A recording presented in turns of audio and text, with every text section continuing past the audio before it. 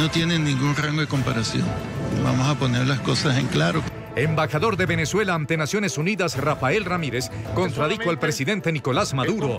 El mandatario venezolano había comparado el paso de colombianos en la frontera con el fenómeno de migración en Europa. Santos expresa confianza en la palabra de las FARC para poner fin a la guerra. En contraste, el jefe guerrillero alias Timochenko dice que no tiene nada de qué arrepentirse. Las víctimas insisten en que debe pedir perdón. Murió en Miami el médico José Rafael Marquina, famoso por revelar detalles del cáncer que acabó con la vida de Hugo Chávez. En esta niña se habría hecho el primer milagro del Papa Francisco. Sus padres dicen que sanó de sus cardiopatías después de que el pontífice la bendijo en el Vaticano. Rusia confirmó primeros ataques contra objetivos del grupo terrorista Estado Islámico en Siria. Negó daños colaterales a civiles. Noticias RCN con Margarita Ortega. El embajador de Venezuela ante Naciones Unidas, Rafael Ramírez, contradijo al presidente Nicolás Maduro, quien al inicio de las medidas en la frontera colombo-venezolana afirmó que el paso de colombianos hacia su país era comparable con el fenómeno de migración que se presenta en Europa. No tienen ningún rango de comparación. Vamos a poner las cosas en claro. Cuando estamos hablando de la crisis de migrantes del norte de África, estamos hablando de cientos y cientos de miles de africanos que, huyendo a la guerra y la desestabilización política, bueno, se lanzan al mar, incluso a riesgo de su propia vida.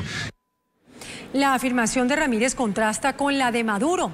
Recordemos las polémicas palabras del mandatario venezolano hace mes y medio. Todo como este solamente es comparable con el que está pasando en África ahorita y en Asia. ¿Y quiénes son quienes vienen de Colombia? Es un pueblo que viene casi sin educación, que vienen sin un medio en el bolsillo. En entrevista con la agencia Reuters, el presidente Santos explicó dónde cumplirán las penas restrictivas los guerrilleros de las FARC. Reiteró que serán entre 5 y 8 años. Va a haber una restricción de su libertad. Y eso es lo clave. Eso es en una instalación, no en su casa. Exacto. No arresto domiciliario, sino que va a haber una instalación con control. Santos también afirmó que tras su primer encuentro con alias Timochenko en La Habana, está convencido de que las FARC también quieren la paz. Me dio un gran placer darle la mano, extender la mano a mi enemigo y decirle: mira, escúchame, este es un fantástico acuerdo para Colombia, para el mundo, para la región, para ti y para mí. Sin embargo, Timochenko habló en otro tono. En entrevista con el canal chavista Telesur, el jefe de las FARC aseguró que no se arrepiente de nada de lo que ha hecho como guerrillero y que no pedirá perdón. Cuando uno pide perdón es porque se arrepintió de haber hecho algo. Yo no me estoy arrepintiendo de haber hecho lo que haya hecho. Lo que he hecho es de ser guerrillero hasta la altura de la vida y lo sigo siendo. En entrevista para el canal Telesur, el jefe de las FARC, alias Timochenko, dijo que no piensa pedir perdón a las víctimas de más de medio siglo de conflicto en Colombia. Eso no ha sido un problema de las FARC ni un problema mío o de X o Y comandante, no, es la dinámica de la guerra. Habló de lo que la guerrilla califica como prisioneros de guerra. Los soldados prisioneros de guerra. Los soldados prisioneros de guerra. Esa responsabilidad la debe asumir el Estado. Reveló que Alfonso Cano desmontó un atentado contra el presidente Juan Manuel Santos para no entorpecer el inicio de los diálogos de paz. Un comando nuestro informó que tenía todas las condiciones para atentar contra el presidente Santos. Y en eso Alfonso fue tajante. Si estamos dialogando, eso no es válido. Desmonten todo lo que tienen. Calificó como un error político grande la operación Odiseo, donde murió Cano en 2011. Reveló además que se reunió 3 veces con el fallecido presidente Hugo Chávez cuando estaba enfermo. Pero las víctimas de las FARC tienen una postura más dura. Rechazan las palabras de Timochenko y mantienen la exigencia de que el grupo guerrillero les pida perdón por tanto dolor causado. Pedimos que el gobierno y todos los estamentos internacionales le exijan a Timochenko que cambie esa actitud de arrogancia que es infame con las víctimas. Sí creo que esas posiciones arrogantes y poco reflexivas por parte de miembros de las FARC, y en especial de Timochenko, pues poco ayudan a la paz, confunden a la opinión. Es verdaderamente desalentador y humillante. Muestran una actitud muy arrogante, muy prepotente. Ellos no deben de actuar así con esa altivez. Muy decepcionante, porque ellos a mí me causaron un gran dolor, un dolor que no tiene. No se imaginan ellos qué tanto me arrebataron la mitad de mi vida. Allí se ve reflejada la arrogancia de Timochenko en representación de las FARC. Los diputados de la Asamblea del Valle eran personas civiles, que no tenían nada que ver con el conflicto armado que vive Colombia. Fueron secuestrados por las FARC, fueron asesinados por sus victimarios, que son las FARC. Fueron asesinados cobardemente con tiros por la espalda. El médico José Rafael Marquina murió en Miami. El galeno fue mundialmente conocido por revelar detalles del cáncer que padeció el fallecido presidente venezolano Hugo Chávez. Marquina sufrió un infarto en su casa en Naples, Florida. Siempre y cuando no sea cometido por ellos mismos.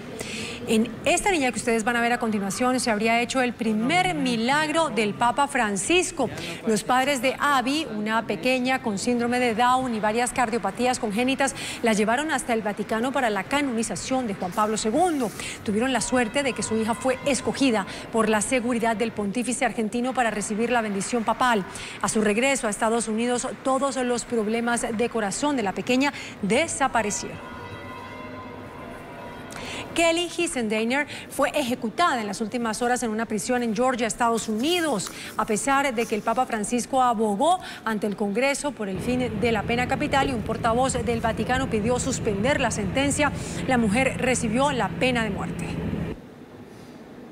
Rusia informó de sus primeros ataques contra objetivos del grupo terrorista de Estado Islámico. Moscú afirmó que aviones de guerra bombardearon 8 blancos de los extremistas en Siria. Señalaron que los ataques fueron contra centros de mando de los yihadistas. En medio de versiones de crítica, Rusia negó daños colaterales a civiles. En Colombia continúan las emergencias por varios focos de incendios forestales en el centro, sur y occidente del país. Vamos a Popayán, RCN, en el lugar de la noticia con Carlos Gómez. Carlos, ¿cómo es la situación en este momento? Buenas tardes. Durante toda la madrugada se presentaron lluvias aisladas en la zona del macizo colombiano. Sin embargo, estas no fueron suficientes para apagar las llamas. El incendio continúa fuera de control en 2 flancos, uno que avanza hacia el municipio de San Sebastián y otro hacia el municipio de Sucre. Durante la mañana se reportan nuevos incendios en la Sierra Cauca y en el municipio de Argelia y continúan con desabastecimiento de agua los municipios de Piendamó y Morales y el corregimiento de Párraga en Rosas, también en la zona del macizo colombiano. En Popayán, Carlos Andrés Gómez, Noticias RCN. Gracias, Carlos. Y el otro punto grave por incendios forestales está en el centro de Colombia, en Susa, Cundinamarca. Hay afectación de cultivos y fincas. Y en Nopsa y en otros 3 municipios del departamento de Boyacá sigue la emergencia. RCN en el lugar de la noticia con Ángela Molina. Ángela, ¿cómo va el trabajo de los bomberos y de los socorristas? Buenas tardes. La emergencia que se registraba desde hace 7 días en los cerros de Nopsa, Floresta, Santa Rosa de Viterbo y Duitama fue superada en un 70%, según indicaron las autoridades. Las lluvias registradas en las últimas horas permitieron que 5 de los 7 focos que se atendían se apagaran. 2 focos son atendidos ahora por 2 helicópteros de aviación, ejército y 500 hombres en tierra. Ángela Molina, Noticias RCN en Nopsa. Gracias, Ángela. Y la sequía también ha provocado la disminución en el nivel de varios ríos en Colombia. El río Magdalena, especialmente en la región del Magdalena Medio, ha bajado su cauce. El río Palestina, que se encuentra en la desembocadura del río Cauca, a la altura del departamento de Caldas, también. El río Pamplonita, en norte de Santander. El río Aipe, en Huila. Y también el río Suárez en Santander han bajado sus niveles. El caso más crítico se presenta en el río Magdalena. Fue declarada la alerta roja por los bajos niveles. La alerta roja fue decretada por el bajo nivel que presenta en algunos sectores. A su paso por Cesar, el Magdalena no supera el metro de profundidad. Dura hasta 8 o 9 meses sin llover. En Puerto Berrío, Antioquia, el nivel ha bajado 2 metros, lo que no era habitual. Ahora se ven enormes bancos de arena a lo largo de su recorrido. Sí, ahora en octubre, noviembre, no crece el río, yo creo que no esperemos subiendo.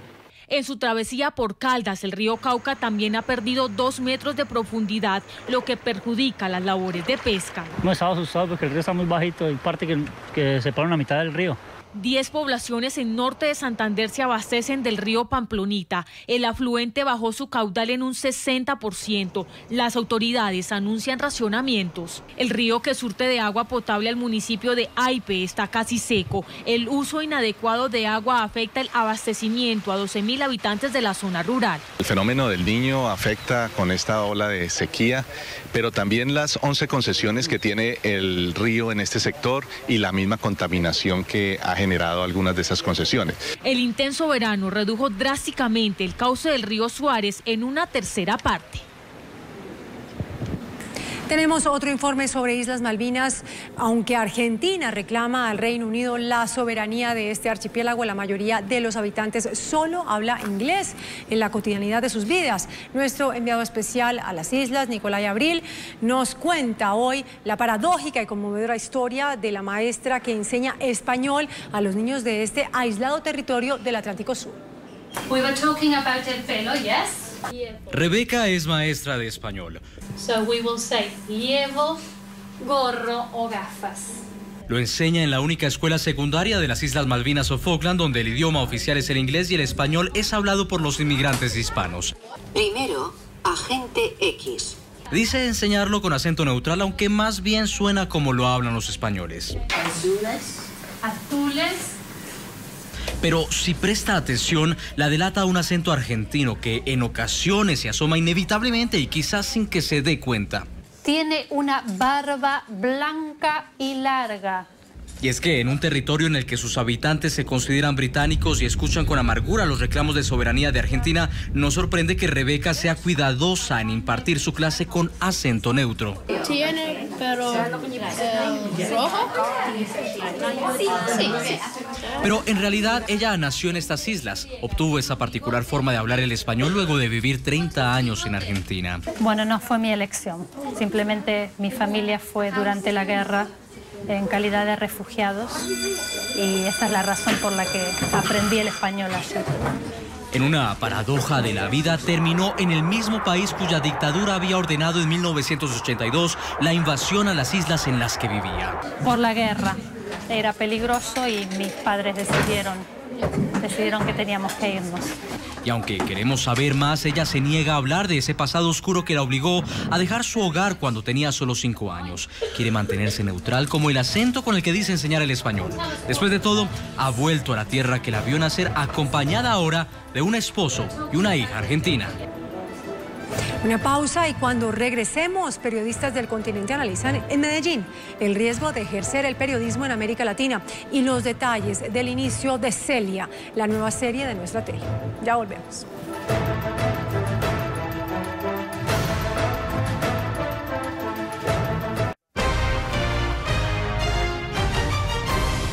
En la presentación del Premio de Periodismo Gabriel García Márquez, destacados periodistas expresaron preocupación por las restricciones a la libertad de expresión en el continente.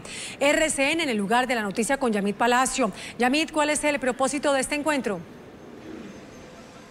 Hola, buenas tardes. Los propósitos son dos fundamentalmente. El primero, compartir las historias que serán premiadas esta noche en el Premio Gabriel García Márquez. Y el segundo, cooperar entre los periodistas de América Latina para combatir la corrupción y la impunidad.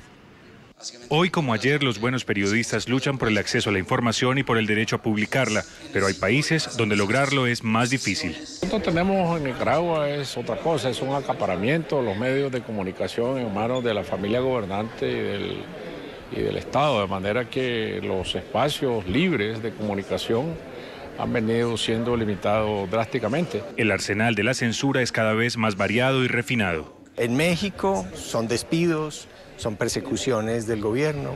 En Venezuela son compras de medios, despido de periodistas, dificultad para ejercer la profesión. En Argentina los problemas son más de corrupción. Desde Venezuela a Cuba y de México a Argentina hay cronistas e investigadores que no se resignan, que saben que gracias a la tecnología nada estará oculto para siempre. Si miramos a China, que intentó construir un muro alrededor de su país para impedir la entrada de información, si miramos a Cuba, que intenta controlar el Internet de manera total, vemos que no hay manera de tapar esto. Saben además que la peor forma de censura es el asesinato y que la más odiosa es la impunidad. Y continuamos en Colombia. Subió el desempleo en agosto, pero la tasa se mantuvo en un dígito, según divulgó el DANE. La cifra se ubicó en 9.1% en el octavo mes del año. Más personas salieron en busca de trabajo. El comercio, actividades inmobiliarias y construcción fueron las actividades económicas que más jalonaron el empleo. Uno de los más grandes banqueros del país se refirió a la cifra. El desempleo en algún momento iba a quebrar esa línea tan promisoria y tan satisfactoria que traemos, pues porque lo otro sería muy contradictorio. No puede ser posible un crecimiento muy bueno y un decrecimiento del desempleo, y si de golpe se quiebra la línea de crecimiento, que al desempleo no le pase nada. Le tenía que pasar. Hay buenas noticias del arquero uruguayo Alexis Viera. El futbolista salió de la clínica en la que permaneció 35 días tras ser baleado durante un asalto. El pulpo fue operado y es optimista de su recuperación. Y las probabilidades eran entre 9 a 12 meses para ellos. Pero como Dios tiene la última palabra y yo me puse a la cabeza, o Dios me puso a la cabeza, que en diciembre voy a estar caminando.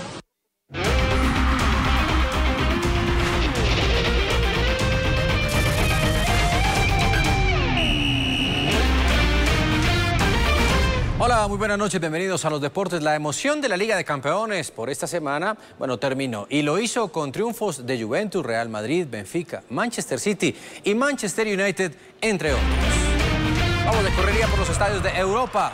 Empezamos en Turín, donde la Juve tuvo la posibilidad aquí de conseguir uno de los festejos por intermedio de Juan Guillermo Cuadrado. Pero después el propio Cuadrado, que fue una de las figuras del juego, inició esta para que apareciera el centro de Barzagli y la anotación de Álvaro Morata, el español, a los 41 para el 1-0 frente al Sevilla. Después llegaría sobre el final del compromiso un rechazo que aprovecha Simone Sasá, que le queda allí de tas-tas, y se va rápidamente para conseguir el 2-0 en favor de la Juve, que consigue así la victoria en esta jornada de Champions frente al Sevilla.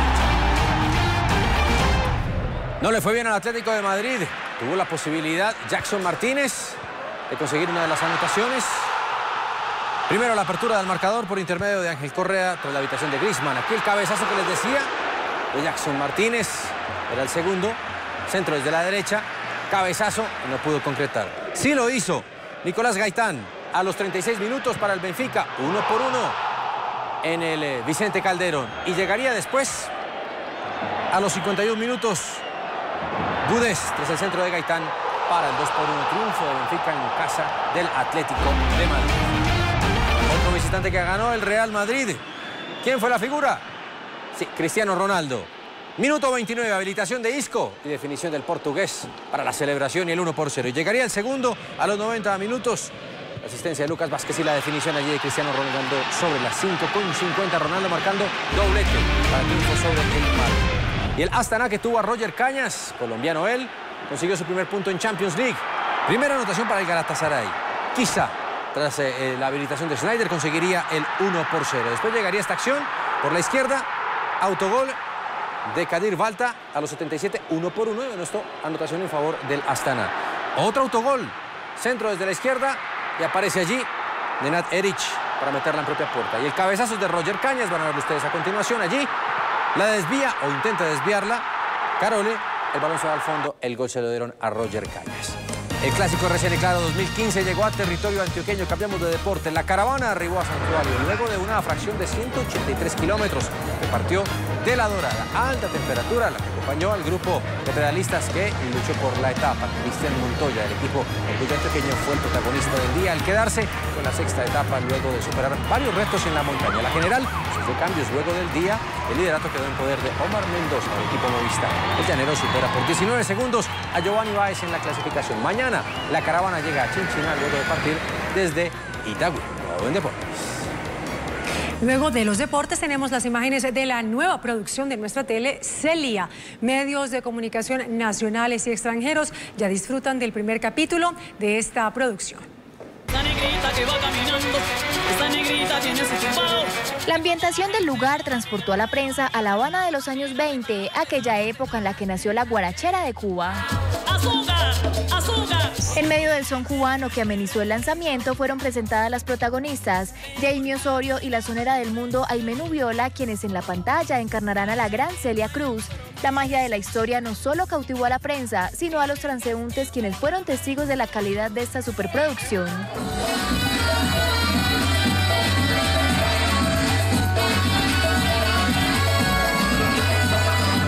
Vieron en primicia un primer capítulo que muestra la lucha en medio de los obstáculos de aquella mujer que derrochó talento por las calles de La Habana y que su voz la llevó a hacer de la vida un carnaval en los mejores escenarios del mundo.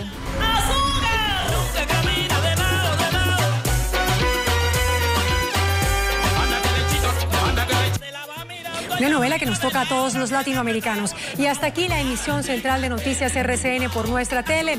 Feliz noche para todos ustedes.